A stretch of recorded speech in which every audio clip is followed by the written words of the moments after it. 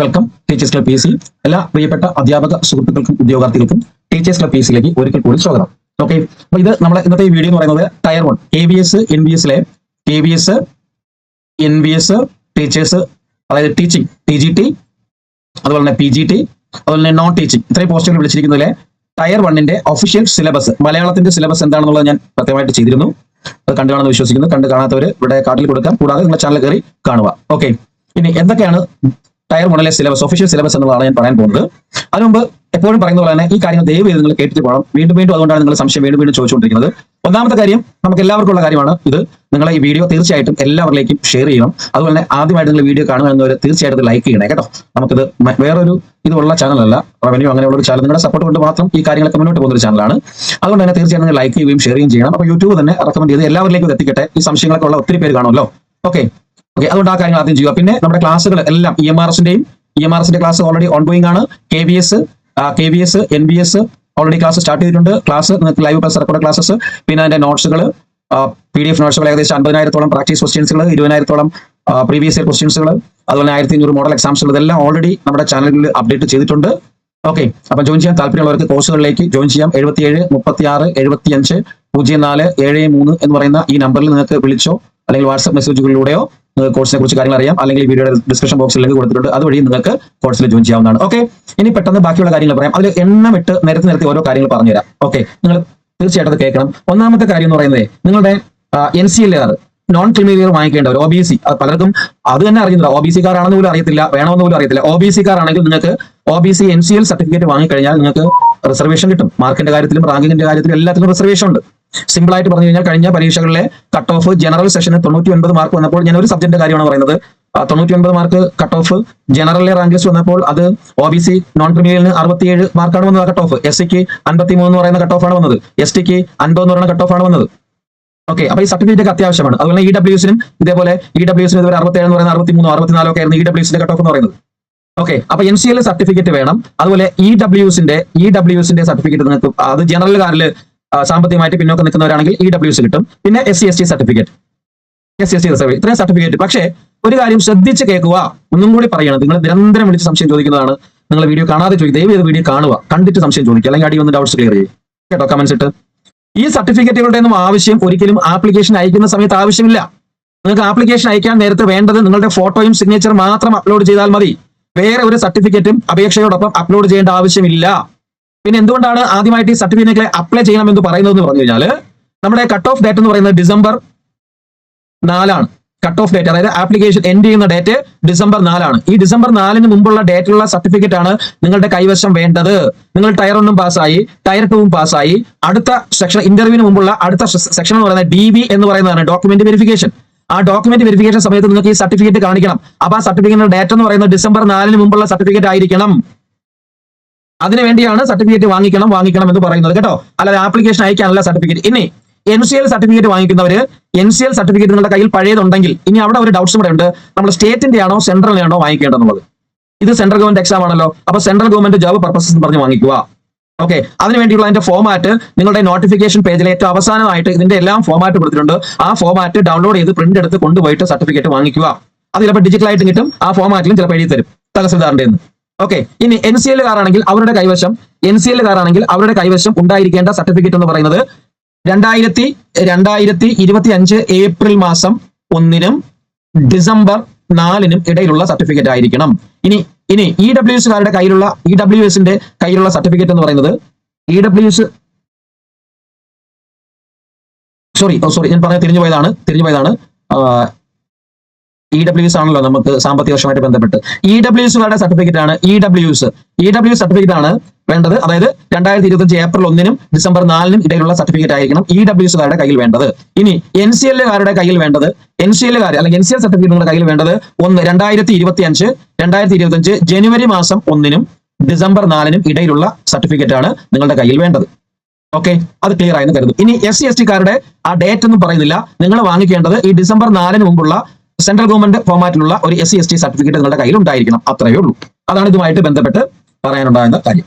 Okay, ഇനി നമുക്ക് main പാർട്ടിലേക്ക് പോവാം. നമ്മുടെ KVS NVSൽ നമുക്ക് ടയർ 1 പഠിക്കേണ്ട, ഞാൻ ഒന്നും കൂടി ഡേറ്റോടെ എഴുതി തരാം. ഒന്നും കൂടി NCL സർട്ടിഫിക്കറ്റ് ആണെങ്കിൽ, NCLകാരാണെങ്കിൽ അതായത് OBC-കാർക്കാണ് NCL വേണ്ടത്. NCL ആണെങ്കിൽ സെൻട്രൽ ഗവൺമെന്റ് ഫോമാറ്റിൽ ജാനുവരി 1-നും December 4-നും ഇടയിലുള്ള സർട്ടിഫിക്കറ്റ്. EWS ആണെങ്കിൽ ഏപ്രിൽ 1-നും December 4-നും ഇടയിലുള്ള സർട്ടിഫിക്കറ്റ്. SC/STക്ക് ജസ്റ്റ് ഡേറ്റ് ഒന്നും മെൻഷൻ ചെയ്യുന്നില്ല, എന്നാലും December 4-ന് മുമ്പുള്ള സർട്ടിഫിക്കറ്റ് നിങ്ങളുടെ കയ്യിൽ വേണം സെൻട്രൽ ഗവൺമെന്റ് ഫോമാറ്റിൽ. ആ ഫോമാറ്റ് ഞാൻ എവിടെയെന്ന് ചോദിച്ചുകൊണ്ട് വരരുത്. ഒരുപാട് നമ്മൾ പറഞ്ഞു ഫോമാറ്റ് നിങ്ങളുടെ ഈ KVS NVS നോട്ടിഫിക്കേഷന്റെ സൈറ്റിൽ കയറി നോക്കിയാൽ നോട്ടിഫിക്കേഷൻ കിട്ടും. നമ്മുടെ ടെലഗ്രാം ചാനൽ അപ്ലോഡ് ചെയ്തിട്ടുണ്ട്, നമ്മുടെ വാട്സ്ആപ്പ് ചാനൽ അപ്ലോഡ് ചെയ്തിട്ടുണ്ട്. ആ നോട്ടിഫിക്കേഷൻ ഡൗൺലോഡ് ചെയ്യുമ്പോൾ അതിന്റെ അവസാന ഭാഗത്തായിട്ട് ഇതിന്റെ എല്ലാം ഫോമാറ്റ് കൊടുത്തിട്ടുണ്ട്. ഓക്കെ, ഇനി ഒന്നും കൂടി പറയുന്നില്ല. ഓക്കെ, ഇനി നമ്മുടെ മെയിൻ ആയിട്ട് ഈ KVS NVSന്റെ നോട്ടിഫിക്കേഷനിൽ വന്നിരിക്കുന്ന ഡേറ്റുകൾ നിങ്ങൾക്കറിയാം. 14-ാം തീയതി ആരംഭിച്ചു, December 4-നാണ് ലാസ്റ്റ് ഡേറ്റ്. ഫീ ഡെപ്പോസിറ്റ് ചെയ്യേണ്ടതും നവംബർ 14-നാണ്. സ്റ്റാർട്ട് ചെയ്യാം. ഫീ ക്ലോസ് ചെയ്യുന്നത് November 4-നാണ്. ഓക്കെ, അത് മനസ്സിലാക്കിയിരിക്കുക. ഇനി എക്സാം എന്ന് പറയുന്നത് ടയർ 1 എന്ന് പറയുന്നത് ജസ്റ്റ് പ്രിലിംസ് ആണ്, ജസ്റ്റ് ക്വാളിഫയിങ് എക്സാം മാത്രമാണ്. ടയർ 1-ഉം ടയർ 2-ഉം ആയിട്ട് ഒരിക്കലും ആഡ് ചെയ്യത്തില്ല. ടയർ 1 എന്ന് പറഞ്ഞാൽ ജസ്റ്റ് ക്വാളിഫയിങ് എക്സാം മാത്രമാണ്. ടയർ 2 ആണ് നിങ്ങളുടെ മെയിൻ എക്സാം എന്ന് പറയുന്നത്. ഈ മാർക്കാണ് ആഡ് ചെയ്യുന്നത്, പ്ലസ് ഇന്റർവ്യൂ. ഓക്കെ, ടയർ 2 കഴിഞ്ഞാൽ നിങ്ങളുടെ ഇന്റർവ്യൂ വിളിക്കും. ഈ ടയർ 1 എക്സാമും ടയർ 2 എക്സാം ഒരുമിച്ചല്ല നടക്കുന്നത് കാര്യം മനസ്സിലാക്കുക. എത്ര തവണ പറഞ്ഞതാണ്, ടയർ 1 കഴിഞ്ഞ് അതിൽ പാസ്സാകുന്നവരെയാണ് ടയർ 2-ലേക്ക് ക്ഷണിക്കുന്നത് കേട്ടോ. ഓക്കെ, ഈ ടയർ 1-ൽ എന്തൊക്കെയാണ് നമുക്ക് പഠിക്കേണ്ടത്, ടയർ 2-ൽ എന്തൊക്കെയാണ് നമുക്ക് പഠിക്കേണ്ടത്, ഒഫീഷ്യൽ കാര്യങ്ങളാണ് പറയാൻ പോകുന്നത്. ബാക്കി ഇന്റർവ്യൂ, ഡോക്യുമെന്റ് വെരിഫിക്കേഷൻ ഒക്കെ പിന്നീട് പറഞ്ഞു തരാം എന്തൊക്കെയാണ് ഇപ്പൊ വേണ്ടല്ലോ അത്. ഓക്കെ, അപ്പൊ ടയർ 1-ന്റെ സിലബസിലേക്ക് നമ്മൾ പോവുകയാണ്. ടയർ 1-ൽ നമുക്ക് എന്തൊക്കെയാണ് പ്രധാനമായിട്ടും പഠിക്കേണ്ടത്. ടയർ 1-ൽ അതിൽ മലയാളം എന്തൊക്കെയാണ് പഠിക്കേണ്ടത് എന്നുള്ളത് വ്യക്തമായിട്ടൊരു വീഡിയോ മുൻ ചെയ്തിട്ടുണ്ട്, കയറി നോക്കുക, ചാനലിൽ അപ്ഡേറ്റ് ചെയ്തിട്ടുണ്ട്. അപ്പൊ ടയർ 1-ൽ നമുക്ക് വേണ്ടത് ജനറൽ റീസണിംഗ് വേണം, ന്യൂമറിക്കൽ എബിലിറ്റി വേണം, computer literacy, general knowledge and current affairs, then language English must ആയിട്ട് വേണം. പിന്നെ ഒരു ലാംഗ്വേജ് നിങ്ങൾക്ക് ഇഷ്ടപ്പെട്ട ഒരു മോഡേൺ ഇന്ത്യൻ ലാംഗ്വേജ് അവിടെ തിരഞ്ഞെടുക്കാം. അതിൽ ഹിന്ദി തിരഞ്ഞെടുക്കാം, മലയാളം തിരഞ്ഞെടുക്കാം, തമിഴ് ഇഷ്ടമുള്ള ലാംഗ്വേജ്. ഏകദേശം 17 ലാംഗ്വേജോളം ഉണ്ട്. അതിൽ ഇഷ്ടമുള്ള ഒരു ലാംഗ്വേജ് നിങ്ങൾക്ക് തിരഞ്ഞെടുക്കാം. രണ്ടിന്റെയും ക്ലാസ്സുകൾ നമ്മൾ കൊടുക്കുന്നുണ്ട്, ഹിന്ദിയും കൊടുക്കുന്നുണ്ട്, മലയാളവും കൊടുക്കുന്നുണ്ട്. ഓക്കെ, അപ്പൊ നിങ്ങൾക്ക് ഇഷ്ടമുള്ള ഒരെണ്ണം തിരഞ്ഞെടുക്കാം. ആ മലയാളത്തിന്റെ പരീക്ഷ ആ സിലബസ് എന്താണെന്നുള്ളതാണ് മുൻ വീഡിയോ ചെയ്തിരിക്കുന്നത്. ഇനി ഇത്രയും കാര്യങ്ങൾ ജനറൽ റീസണിങ്ങും ന്യൂമറിക്കൽ എബിലിറ്റിയും കമ്പ്യൂട്ടർ ലിറ്ററസിയും ജനറൽ നോളജ് ആൻഡ് കറണ്ട് അഫയേഴ്സും എഴുതുന്നത് നിങ്ങൾക്ക് 2 മീഡിയം തിരഞ്ഞെടുക്കാം. ഒന്നുകിൽ നിങ്ങൾക്ക് ഹിന്ദി തിരഞ്ഞെടുക്കാം, അല്ലെങ്കിൽ മലയാളവും തിരഞ്ഞെടുക്കാം. അതായത് പരീക്ഷ നിങ്ങൾക്ക് മലയാളത്തിലും എഴുതാം എന്നാണ് അതിന്റെ അർത്ഥം. ഓക്കെ, അത് ആപ്ലിക്കേഷൻ കൊടുക്കുന്ന സമയത്ത് അവിടെ ചോദിക്കുന്നുണ്ട് മലയാളത്തിൽ വേണോ ഹിന്ദിയിൽ വേണോ എന്ന്. അപ്പൊ നിങ്ങൾ മലയാളം കൊടുക്കുക, എങ്കിൽ അവിടെ മലയാളത്തിൽ ക്വസ്റ്റ്യൻ കിട്ടും. ഓക്കെ, ഇത്രേ ഉള്ളൂ. നെക്സ്റ്റ്, ഓക്കെ, ആ മോഡേൺ ഇന്ത്യൻ ലാംഗ്വേജ് അവിടെ കൊടുത്തിരിക്കുന്നത് ഹിന്ദി, അസാമീസ്, ബംഗാളി, ഗുജറാത്തി, കന്നഡ, മലയാളം. ഓക്കെ, മലയാളം ഉണ്ട്. ഓക്കെ, ഇനി നമ്മുടെ ആ സിലബസിലേക്ക് വരുമ്പോൾ ജനറൽ റീസണിംഗ് എന്ന് പറയുന്നത് 20 ക്വസ്റ്റ്യൻസ് ആണ്.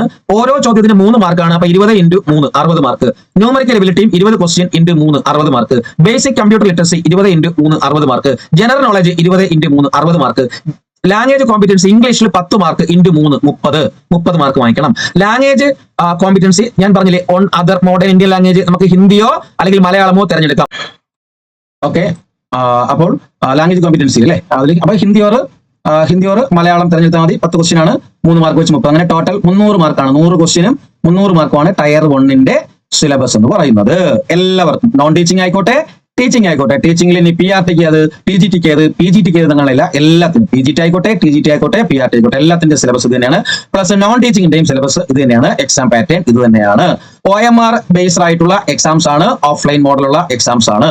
ഓക്കെ, 2 മണിക്കൂറാണ് എക്സാമിന്റെ ഡ്യൂറേഷൻ എന്ന് പറയുന്നത്. ഓക്കെ, ഇനി ഇതിൽ ഓരോന്നിലും എന്തൊക്കെയാണ് നമുക്ക് പഠിക്കാനുള്ളതെന്നാണ് നമ്മൾ നോക്കാനുള്ളത്. ഓക്കെ, അതിൽ റീസണിങ്, ആദ്യം റീസണിങ്ങിന്റെ കാര്യത്തിലേക്ക് വരുമ്പം ബ്ലഡ് റിലേഷൻസ്, രക്തബന്ധങ്ങൾ, direction and sense, sitting arrangement and puzzles, data sufficiency, order and ranking, പിന്നെ അരിത്തമെറ്റിക്കൽ നമ്പർ സീരീസ് റീസണിങ്, അത് നമ്പർ സീരീസ് വരണം, ആൽഫബറ്റ് സീരീസ് വരണം, പിക്ചർ സീരീസ് വരണം, അതെല്ലാം വരും. പിന്നെ മീൻസ് പ്രോബ്ലം സോൾവിംഗ് അനാലിസിസ് ഉണ്ട്, ഡിസിഷൻ മേക്കിംഗ് ജഡ്ജ്മെന്റ് ഉണ്ട്, ഒബ്സർവേഷൻ, ഡിസ്ക്രിമിനേഷൻ, വിഷ്വൽ മെമ്മറി എന്നുള്ള ഒരു ഭാഗമുണ്ട്, relationship and concept, logical problems, artificial language, making judgement.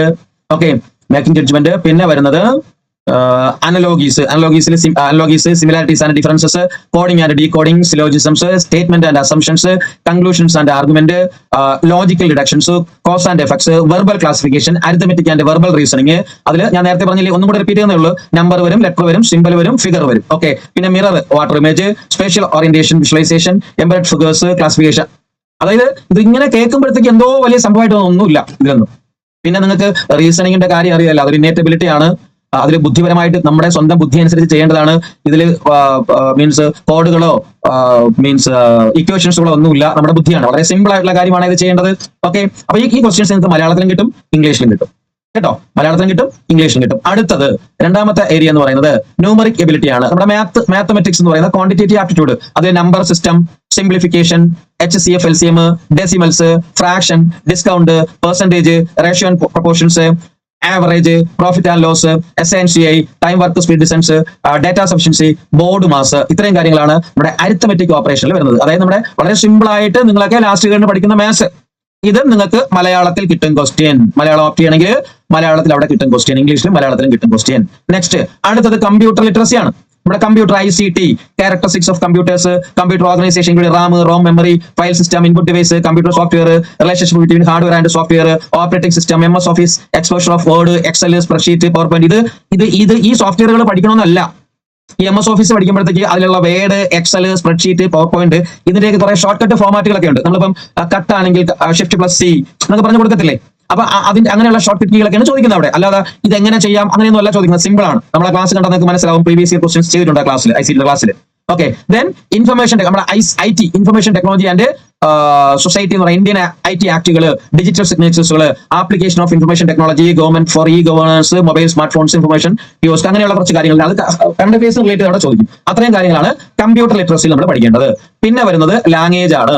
അതായത് ഇംഗ്ലീഷ് എല്ലാവരും പഠിക്കേണ്ട ഒരു കാര്യമാണ്. ലാംഗ്വേജ് പ്രൊഫഷൻസിയിലെ ഇംഗ്ലീഷ് ലാംഗ്വേജ് എന്ന് പറയുന്നത്, അതിൽ പ്രധാനമായിട്ടും നമുക്കുള്ളത് വൊക്കാബുലറിയും ഗ്രാമറും റീഡിംഗ് കോംപ്രിഹെൻഷനും വെർബൽ എബിലിറ്റിയുമാണ്. നമുക്കറിയാം, നമ്മുടെ EMRS ക്ലാസ്സിൽ ഇരിക്കുന്നവർക്ക് അറിയാം, നമ്മൾ ഇതെല്ലാം ഓൾറെഡി പഠിച്ചു കഴിഞ്ഞാണ്. ഒരു 1-2 റൗണ്ട് അല്ലേ പഠിച്ചു കഴിഞ്ഞു. അപ്പൊ അതിൽ synonyms, antonyms, one word substitution, idioms, phrases, spelling errors, error spotting detections, sentence improvement, filling the blanks, active and passive voice, direct and indirect speech, tense, subject, verb, agreement, concord എന്ന് പറയുന്ന reading comprehension, cloze test, para jumbles, sentence completion, shuffling sentence, improvement of sense, ഇത്രയുമാണ് അവിടെ വരുന്നത്. വളരെ simple ആയിട്ടുള്ള normal ആയിട്ടുള്ള English ഭാഗങ്ങൾ. ഇതെല്ലാം നമ്മൾ ഓൾറെഡി ഒരു സെക്ഷൻസ് ഒരു തവണ 1-2 തവണ റിപ്പീറ്റ് ചെയ്ത് കഴിഞ്ഞു EMRS എക്സാമിന് വേണ്ടി. ഇനി ഇതേ സെയിം സാധനം തന്നെ നിങ്ങൾക്ക് KVS NVS വരികയും ചെയ്യും. അപ്പൊ ഇത്രയുമാണ് ലാംഗ്വേജ് ഇംഗ്ലീഷിൽ വരുന്നത്. പിന്നെ അടുത്തത് ഹിന്ദിയാണ്. ഹിന്ദി ഓർ മലയാളമാണ് അടുത്തത്. ഓക്കെ, അടുത്തത് ഹിന്ദി ഓർ മലയാളമാണ് വരുന്നത്. അതില് ഞാൻ മലയാളത്തിന്റെ സിലബസ് സെപ്പറേറ്റ് ആയിട്ട് ചെയ്തിട്ടുണ്ട്. മലയാളം എന്താണെന്നുള്ള സെപ്പറേറ്റ് ആയിട്ട് നിങ്ങൾക്ക് ചെയ്തു തന്നിട്ടുണ്ട്. ഹിന്ദി നോക്കുന്നവർക്ക് ഹിന്ദിയുടെ സിലബസ് എന്താണോ നിങ്ങൾ മലയാളത്തിൽ പഠിക്കുന്നത് അത് തന്നെയാണ് ഹിന്ദിയിലും പഠിക്കുന്നത്. എന്താണോ നിങ്ങൾ മലയാളത്തിൽ പഠിക്കേണ്ടത് അത് തന്നെയാണ് ഹിന്ദിയിലും ഉള്ളത്. അത്രയും കാര്യങ്ങൾ നിങ്ങൾ സംജ്ഞയും ക്രിയയും സർവനാമവും, അതായത് ഇത്രയേ ഉള്ളൂ. റീജിയണൽ ലാംഗ്വേജ് ഹിന്ദി എന്ന് പറയുമ്പോഴത്തേക്ക് 10 ക്വസ്റ്റ്യൻസ് 30 മാർക്കിന് ചോദിക്കുന്നത്. സന്ധിയും സമാസം, ഉപസർഗം, പ്രത്യയം, പര്യാവാചിയും, വിലോം ശബ്ദം, മുഹാവരെ, ലോകം കിളിയും, പിന്നെ ഗത്യാംശം, പിന്നെന്താണ് ഈ നമ്മുടെ ലാംഗ്വേജ് കോംപ്രിഹെൻഷനും, ഇത്തരത്തിലുള്ള എല്ലാ കാര്യങ്ങളും ചേർത്താണ് ഹിന്ദിയുടെ എക്സാംസ് എന്ന് പറയുന്നത്. ഓക്കെ, അപ്പൊ ഇത്രയുമാണ് നമ്മുടെ ടയർ 1ന്റെ സിലബസ് എന്ന് പറയുന്നത്. ഒന്നും കൂടി ഞാൻ പറയുന്നു, ടയർ 1 എന്ന് പറഞ്ഞു കഴിഞ്ഞാൽ എപ്പോഴും നിങ്ങൾ ആലോചിക്കാനുള്ളത് ടയർ 1 എന്ന് പറയുന്നത് ടയർ 1 സിർഫ് ക്വാളിഫൈങ് എക്സാം ആണ്. മാർക്സ് ഫൈനൽ മെറിറ്റ് മെയിൻ നഹി ജുഡേങ്കെ എന്ന് നമ്മൾ പറയും. അതായത് ടയർ 1ന്റെ മാർക്ക് നിങ്ങൾക്ക് യാതൊരു വിധത്തിലും ടയർ 2 ആയിട്ട് കമ്പയർ ചെയ്യേണ്ട. ജസ്റ്റ് ടയർ 1 ക്വാളിഫൈ ചെയ്താൽ മാത്രം മതി, വേറൊന്നുമില്ല. മാർക്കുമായിട്ട് ടയർ 2ന് യാതൊരു ബന്ധമില്ല കേട്ടോ. ഓക്കെ, അപ്പൊ ഇത്രയുമാണ് നമ്മുടെ സിലബസ്. ഇനി ടയർ 2-ൽ എന്തൊക്കെയാണുള്ളത്, ടയർ 2ന്റെ സിലബസ് എന്തൊക്കെയാണെന്നുള്ളത്. ടയർ 2ലെ സിലബസ് പ്രത്യേകിച്ച് പറഞ്ഞു തരേണ്ട കാര്യമില്ല, എന്നാലും ഞാൻ പറഞ്ഞുതരാം. ജസ്റ്റ് ഒന്ന് പറഞ്ഞിട്ട് പോവാം. ടയർ 2 എന്ന് പറയുന്നത് PRT-യിലേക്ക് വരുമ്പോഴത്തേക്ക് ടയർ 2 എന്ന് പറയുന്നത് സബ്ജക്ട് നോളജ് ടെസ്റ്റ് ആണ്. ഓക്കെ, അതില് പെഡഗോജിയുടെ കുറച്ച് അംശങ്ങൾ അതിൽ വരും. ഓക്കെ, അതായത് ജസ്റ്റ് ഞാൻ ഇവിടെ എഴുതി തരാം. നമ്മുടെ പോസ്റ്റിന്റെ എണ്ണം എത്രയാണ്? 14,967 പോസ്റ്റാണ്. 2 വിളിച്ച് ടീച്ചിങ്ങിന് 13,025 നോൺ ടീച്ചിങ്ങിന് 1942 വിളിച്ചിരിക്കുന്നത്. ഞാൻ ടയർ 2ന്റെ സിലബസ് ജസ്റ്റ് ഒന്നുകൂടെ പറഞ്ഞുതരാം. ടയർ 2 നമ്മൾ പഠിക്കേണ്ട ജസ്റ്റ് ഓൺലി ഫോർ അവർ സബ്ജക്ട് മാത്രം. ടയർ 2ന് സബ്ജക്ട് മാത്രമാണ് നമുക്കുള്ളത്. PRT ആയിക്കോട്ടെ, TGT ആയിക്കോട്ടെ, PGT ആയിക്കോട്ടെ. PRT ആകുമ്പം 1 മുതൽ 5 വരെയുള്ള ക്ലാസ്സുകളിലെ NCERT, ഓക്കെ, അതിന്റെ പെഡഗോജി ലെവലുള്ള കാര്യങ്ങൾ. ദെൻ TGT ആകുമ്പോൾ, PRT കഴിഞ്ഞു, TGT ആകുമ്പോൾ 6, 7, 8 ക്ലാസ്സുകളിലെ NCERT. PGT ആകുമ്പോൾ 9, 10, 11, 12 ക്ലാസ്സുകളിലെ NCERT. ഇതാണ് ടയർ 2ന്റെ സിലബസ്. ഈ ടയർ 2-ൽ നമുക്കറിയാം 60 ക്വസ്റ്റ്യൻസ് ഒബ്ജക്റ്റീവും പ്ലസ് 40 ചോദ്യങ്ങൾ ഡിസ്ക്രിപ്റ്റീവും ആയിരിക്കും. അതാണ് അതിന്റെ പ്രത്യേകത. ഒബ്ജക്റ്റീവ് ചോദിക്കുമ്പോൾ ഒബ്ജക്റ്റീവിന് നെഗറ്റീവ് മാർക്ക് ഉണ്ട് കേട്ടോ, ഡിസ്ക്രിപ്റ്റീവിന് നെഗറ്റീവ് മാർക്ക് ഇല്ല. ഇങ്ങനെയാണ് ടയർ 2. ടയർ 2ന്റെ വിശദമായിട്ട് സെപ്പറേറ്റ് വീഡിയോ ചെയ്തു തരും. ഓക്കെ, നമുക്ക് ഇപ്പൊ അതിന്റെ ആവശ്യമില്ലാത്തതുകൊണ്ടാണ് ഞാൻ ജസ്റ്റ് ഒന്ന് മെൻഷൻ ചെയ്തു പോയത്. അപ്പൊ ഇത്രയുമാണ് നമ്മുടെ സിലബസ് എന്ന് പറയുന്നത്. ഓക്കെ, അപ്പൊ ഒരിക്കൽ കൂടി ഞാൻ പറയുന്നു, ക്ലാസ്സിൽ ജോയിൻ ചെയ്യാൻ താല്പര്യമുള്ള എത്രയും പെട്ടെന്ന് ജോയിൻ ചെയ്യുമോ, നമുക്ക് സമയമില്ല. ഒത്തിരി ക്വസ്റ്റ്യൻസ് 19,000 ക്വസ്റ്റ്യൻസ് നമ്മൾ പ്രാക്ടീസ് ചെയ്യണം. ഈ ടോപ്പിക്കുകളെല്ലാം നമ്മൾ കവർ ചെയ്യണം, പഠിക്കണം, റിവിഷൻ ചെയ്യണം, റിപ്പീറ്റ് ചെയ്യണം. ഓക്കെ, നമ്മൾ ഒരു ടോപ്പിക്ക് തന്നെ ഒരു ടോപ്പിക്ക് തന്നെ 3-4 സാറന്മാരാണ് എടുക്കുന്നത്. അപ്പൊ 3-4 തവണ നിങ്ങൾക്ക് അത് റിപ്പീറ്റ് ആയിട്ട് കിട്ടുകയും ചെയ്യും. ഒരു ടോപ്പിക് എക്സാമ്പിൾ ഞാൻ പറഞ്ഞു കഴിഞ്ഞാൽ ഇപ്പൊ വെർബ് എടുക്കുമ്പോൾ, ഇംഗ്ലീഷിലെ വെർബ് എടുക്കുമ്പോൾ വെർബ് സൽമ ടീച്ചർ എടുക്കും, വെർബ് നമ്മുടെ നസുദ്ദീൻ സാർ എടുക്കും, വെർബ് നമ്മുടെ ഹരിസാർ എടുക്കും. അപ്പൊ അങ്ങനെ ഒരു ക്ലാസ് തന്നെ നിങ്ങൾക്ക് 3 തവണ റിപ്പീറ്റ് ആയിട്ട് കിട്ടുകയും ചെയ്യും. അത് എല്ലാ സബ്ജക്റ്റും അങ്ങനെ തന്നെയാണ് വരുന്നത്. EMRSന്റെ ക്ലാസ് ഇരിക്കുന്നവർക്ക് അറിയാം. ഓക്കെ, അപ്പോൾ താല്പര്യമുള്ളവർ എത്രയും പെട്ടെന്ന് ഞാൻ ജോയിൻ ചെയ്യുന്നുണ്ട്. 77 36 75 04 73 എന്ന് പറഞ്ഞ നമ്പറിലേക്ക് നിങ്ങൾക്ക് വിളിക്കുക. ഓക്കെ, അഡ്മിഷൻ എടുക്കാൻ ആഗ്രഹിക്കുന്നവർ അല്ലെങ്കിൽ താഴെ ഡിസ്ക്രിപ്ഷൻ ബോക്സിൽ ലിങ്ക് ഉണ്ട്, അതിലൂടെ ജോയിൻ ചെയ്യാം. ഇതിലൂടെ വാട്സ്ആപ്പ് മെസ്സേജ് വഴി ചോദിക്കാം. ഓക്കെ, അപ്പൊ ഇത്രയും കാര്യങ്ങളാണ് നിങ്ങളോട് പറയാനുള്ളത്. ഇനി EMRS ആരെങ്കിലും പഠിച്ചു തുടങ്ങിയിട്ടില്ലെങ്കിൽ എത്രയും പെട്ടെന്ന് ജോയിൻ ചെയ്തോളൂ. EMRSന്റെ ക്ലാസ്സുകളൊക്കെ പക്കാ പോയിക്കൊണ്ടിരിക്കുകയാണ്. കുറച്ച് ദിവസം കൂടെ ഉള്ളൂ EMRSന്റെ എക്സാം നടക്കാൻ. ഡിസംബർ 14 തീയതിയാണ്. ഓക്കെ, നമ്മുടെ KVNVയുടെ എക്സാം ഡേറ്റ് ഫിക്സ് ചെയ്യുന്ന കാര്യം നിങ്ങൾക്ക് അറിയാം. ജനുവരി 10, 11 തീയതികളാണ് KVNVയുടെ എക്സാം നടക്കാൻ പോകുന്നത്. ഓക്കെ, അപ്പൊ അധികം സമയമൊന്നുമില്ല. എത്രയും പെട്ടെന്ന് താല്പര്യമുള്ളവർക്ക് ജോയിൻ ചെയ്യാം. നമ്മുടെ റെക്കോർഡ് ക്ലാസ്സസ്, അതായത് ലൈവ് പ്ലസ് റെക്കോർഡാണ്. നമുക്കിപ്പം ഈ ലൈവ് കണ്ടിന്യൂസ് നമ്മൾ 10-12 മണിക്കൂർ ക്ലാസ് പോകുന്നതുകൊണ്ട് റെക്കോർഡ് അവർക്ക് EMRSന് കിട്ടുന്നതിൽ കുറച്ചൊരു ഡിലേ വന്നിട്ടുണ്ട്. അത് നമ്മൾ സമ്മതിക്കുന്നുണ്ട്. ഉടനെ തന്നെ നിങ്ങൾക്ക് ബാക്കിയുള്ള എല്ലാ റെക്കോർഡ് വെർഷൻസും അപ്ഡേറ്റ് ആയിട്ട് തരും. കാരണം ഡയറക്റ്റ് നിങ്ങൾക്ക് തന്നു കഴിഞ്ഞാൽ ഓഡിയോ ക്ലിയർ ആകാത്തതുകൊണ്ടാണ് അങ്ങനെ തരാത്തത്. അത് എഡിറ്റ് ചെയ്തിട്ടാണ് നിങ്ങൾക്ക് തരുന്നത്. അപ്പോൾ ഉടൻ തന്നെ ഇന്ന് നാളെ ആയിട്ട് ബാക്കി അപ്ഡേറ്റ് ആകാനുള്ള എല്ലാ റെക്കോർഡ് ക്ലാസ്സുകളും അതാത് ടെലഗ്രാം ചാനലുകളിൽ അപ്ഡേറ്റ് ആവുന്നതായിരിക്കും. അപ്പൊ താങ്ക് യു ആൾ. എല്ലാവരും പഠിക്കുക, മെയിൻ ആയിട്ട് ഇത് അപ്ലൈ ചെയ്യുക, പഠിക്കുക. അപ്പൊ ഇനി ഹിന്ദി ഇഷ്യൂസ് എന്ന് പറഞ്ഞുകൊണ്ടിരിക്കുന്നവർ അങ്ങനെ ചിന്തിക്കേണ്ട. ഇത്രയും പെട്ടെന്ന് ക്വാളിഫൈഡ് ആയിട്ടുള്ളവർ അപ്ലൈ ചെയ്യുക, പഠനം ആരംഭിക്കുക. ഇത്ര കാര്യങ്ങളുമായിട്ട് പറയാനുള്ളത്. അപ്പൊ എല്ലാവർക്കും ഒരു നല്ല ദിവസം ആശംസിക്കുന്നു. Thank you. വന്ദേ മാതരം. ജയ് ഹിന്ദ്.